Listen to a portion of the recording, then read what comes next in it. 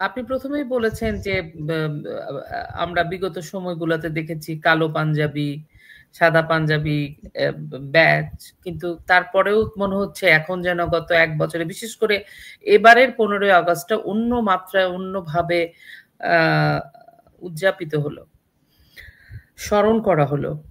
প্রথম কথা হচ্ছে যে গত সময়গুলাতে, বিশেষ করে লাস্ট 10 ইয়ার্স আমি যদি দেখি, তাহলে আমি তো আপনাকে আমার ফার্স্ট প্রশ্নের উত্তরে কিন্তু আমি বলেছি যে আমাদেরকে বুঝতে হবে বঙ্গবন্ধুকে কোনো রাজনৈতিক দলের নন।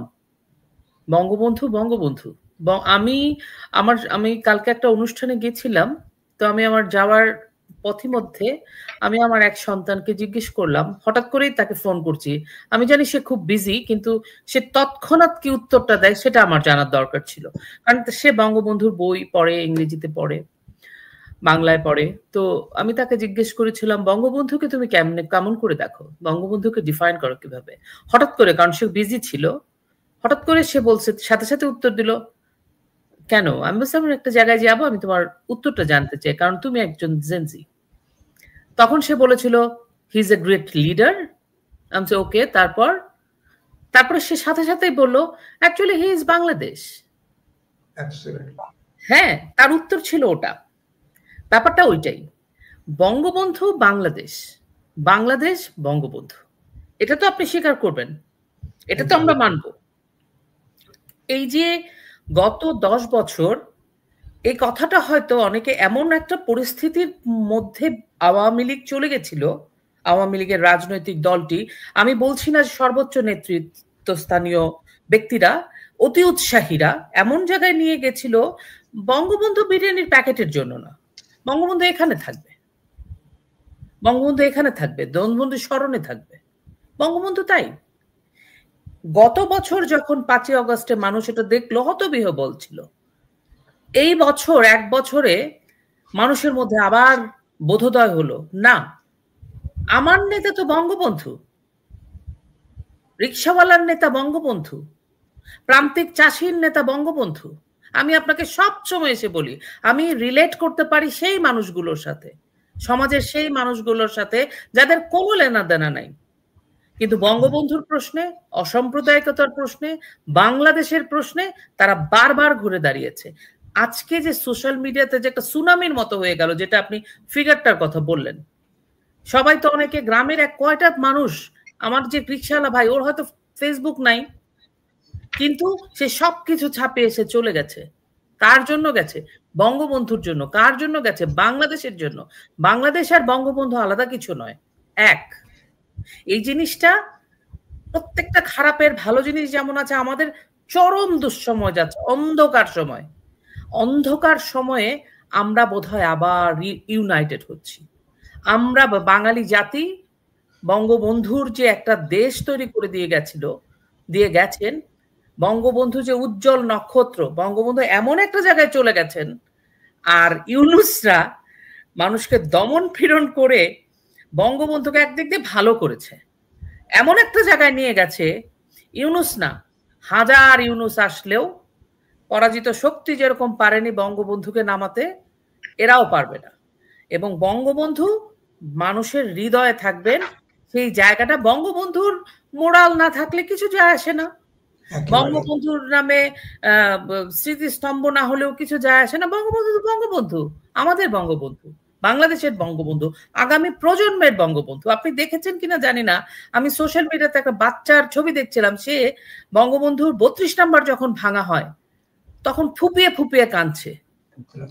ওই বাচ্চাটার মনে যে বঙ্গবন্ধু, আর ওই বাচ্চাটা যে ঘৃণা নিয়ে ইউনূসের প্রতি যে ঘৃণা নিয়ে বড় হবে, ইউনূস মানুষের প্রকৃতিগতভাবে, ইউনূস হয়তো ওই বাচ্চা বড় হতে হতে, ইউনূস বেঁচে থাকলে হয়তো 100 বছর তত বাঁচবেন না, কিন্তু মীর জাফরও কিন্তু আজও বাঙালির মনে রেখেছে।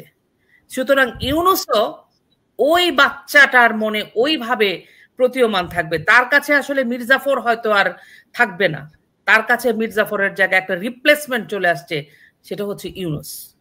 সুতরাং বঙ্গবন্ধু নিয়ে আমি শুধু এতটুকুনি কথা বলবো, বঙ্গবন্ধুর জন্য আজকে যেটা আমরা দেখতে পাচ্ছি, ভালোবাসা, প্রেম, প্রীতি, সেটা আসলে বাঙালির মনে ছিল, সবসময় আছে।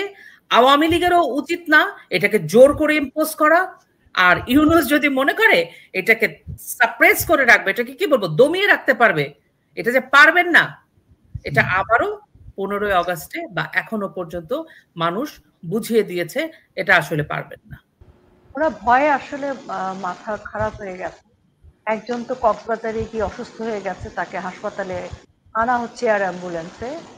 তো ভয় কি জিনিস এখন ওনারা বুঝতে পারছে। আর একটা জিনিস, যেহেতু সময় কম আমি বলি, ভাঙচুরের মিস্ত্রি যারা যারা ভাঙচুর করে বাড়ি, ওরা কিন্তু গড়বার কারিগর নয়। ইউনূস হচ্ছে ভাঙচুরের মাস্টার মাইন্ড।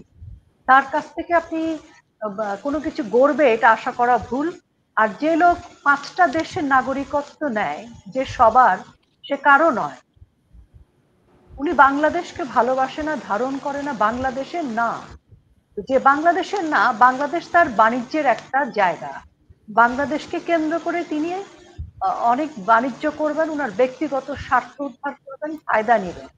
এবং উনি এই 1 বছরে বাংলাদেশের মানুষের জন্য কিছু করুক বা না করুক, নিজের স্বার্থ সংশ্লিষ্ট যা যা করা দরকার সব করে নিয়েছে। এবং তার যে সহযোগী যারা, সকলে মিলেমিশেই কিন্তু তারা সেই বাণিজ্যটা করেছে। তো আজকে বাংলাদেশ আমরা তার কাছ থেকে কিছু আশা করি না।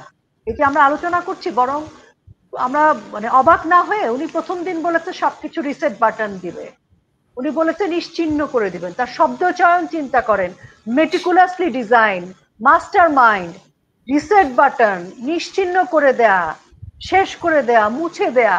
তার মানে সে ভাঙচুর এবং সবকিছু শেষ করে দেয়া, ধ্বংস করে দেয়ার একজন মানে ক্ষুদ্র ঋণের যে মানে বাণিজ্যিক যে একটা মানুষ, সুদখোর বলে তাকে মানুষ, আমি বলবো যে সে হচ্ছে ভাঙচুরের মাস্টার মাইন্ড। কাজে ইউনূস আজকে ভয় পেয়েছে, ইউনূস গং ভয় পেয়েছে। আর তার ভয়ের কারণে লাল, সাদা, কালো যত রকমের রং ছিল বঙ্গবন্ধুর আদর্শে, সকল রং মিলেমিশে একাকার হয়ে গেছে।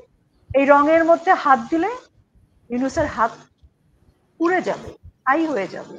ইউনূস এখন যা করছে তার মানে সেটা ধরেন একটা মানে নিচের যে ফাউন্ডেশন থাকে না, সেটা নেই, তার সাথে কেউ নেই। তারা কয়েকজন মিলেই দোসররা আছে। যারা ধানমন্ডি 32 দখল করেছে তারা আসলে কারা? তারা উনি 1975 সালে বঙ্গবন্ধুর হত্যাকারীদের একজন।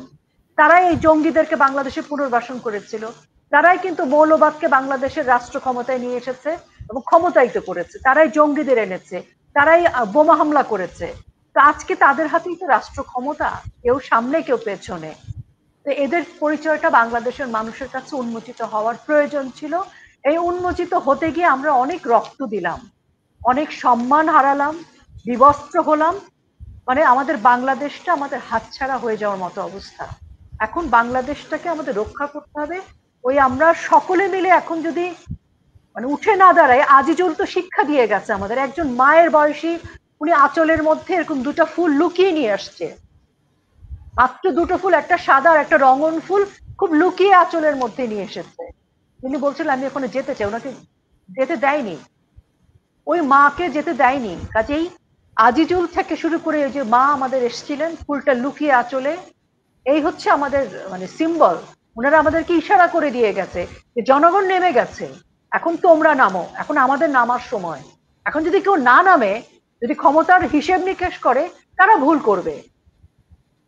এছাড়া আমার কিছু বলার নেই। আমাদের বাংলাদেশ যদি না থাকে, আমি আপনার টকশো করে কোনো লাভ নাই, কোনো কিছুই লাভ নাই, কিছুই নাই আমাদের এখন, সংস্কৃতি নাই, কিচ্ছু নাই, অভিনেত্রী অভিনেতা কেউ নাই, আমাদের কিচ্ছু নাই এখন। বঙ্গবন্ধু আছে, বঙ্গবন্ধুর প্রতি বিনম্র শ্রদ্ধা রয়ে গেছে, ওই বিনম্র শ্রদ্ধাই হচ্ছে আমাদের কিউ। বাসি ফু দেয় না দৌড়ানোর জন্য, ওই ফুটা হচ্ছে বিনম্র শ্রদ্ধা। 27 কোটি মানুষের বিনম্র শ্রদ্ধাকে ধরে আমাদেরকে এখন যুদ্ধে নেমে যেতে হবে। মানবাধিকার কি? মানবাধিকার হচ্ছে মানুষের জন্মগত মৌলিক কিছু অধিকার থাকে, সেখানে বাক স্বাধীনতা, আমার মত প্রকাশের স্বাধীনতা আমার মানবাধিকারের পর্যায়ে পড়ে না। বাঁচার স্বাধীনতা, এবং আমি কাউকে পছন্দ করতেই পারি, সেটা আমার যদি আমার দেশ বিরোধী কিছু না হয়, সেইভাবে মত প্রকাশের স্বাধীনতা। তার মানে কি আমরা করতে পারছি না। আমাদের 71-এও কিন্তু একটা বিশাল ব্যাপারটা যেটা হয়েছে, যে আমাদের মার্কিন সাম্রাজ্যবাদ যেটাকে আমরা বলি, মানে যুক্তরাষ্ট্রের একটা প্রচ্ছন্ন ছায়া যা আগের গভর্নমেন্ট ছিল, সেটা তো ইউনূসের সাথেই ছিল, ইউনূসের বন্ধু।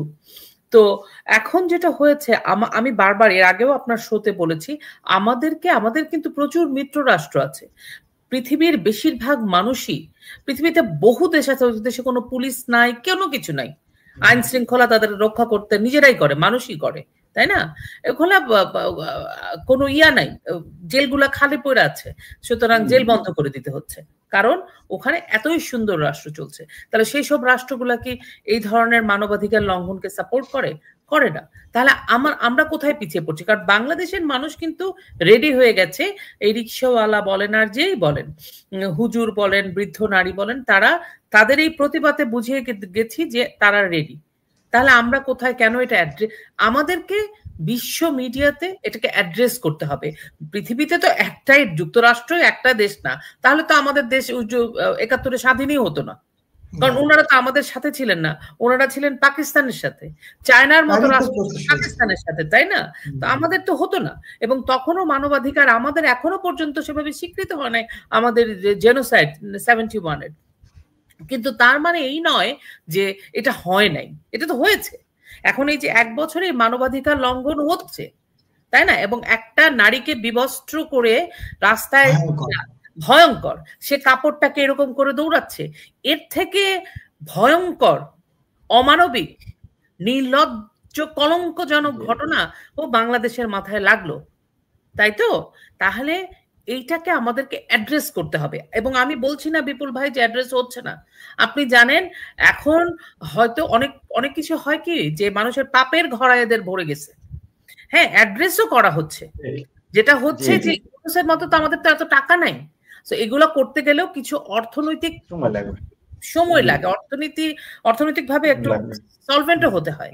যেটা সত্যি কথা বলতে, আমাদের দেশে যারা এই কাজগুলো করতে পারে তারা এখন সরব হচ্ছে, তারা ওই জায়গাগুলোতে অ্যাড্রেস করছে, এবং প্রচুর রাষ্ট্র আছে, সেসব রাষ্ট্রগুলো আমাদের এই যে অমানবিক ঘটনা ঘটছে বাংলাদেশে, তার জন্য আপনি দেখবেন অচিরেই জানতে পারবেন, বুঝতে পারবেন যে এটার একটা পরিণতির দিকে, ইউনূসের এবং তার বাহিনীর পরিণতির দিকেই ওনারা যাচ্ছে। কারণ এইভাবে চলতে পারে না একটা রাষ্ট্র।